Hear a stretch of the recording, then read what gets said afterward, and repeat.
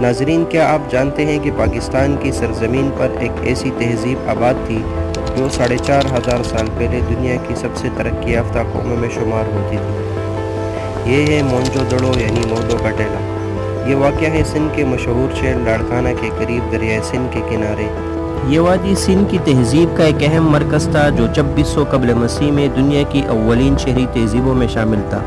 یہاں پکی اینٹوں کے گھر، نکاسی آب کا شاندار نظام، گلیوں کی منصوبہ بندی اور غسل خانوں جیسی حیرت انگیز سہولیات یہاں موجود تھی۔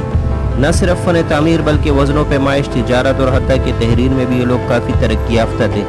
آج تک ان کی تحریر کو مکمل طور پر سمجھا نہیں جا سکا، مگر حیرت کی بات یہ ہے کہ اتنی عظیم تہذیب ایک دن اچانک ختم ہو گئی۔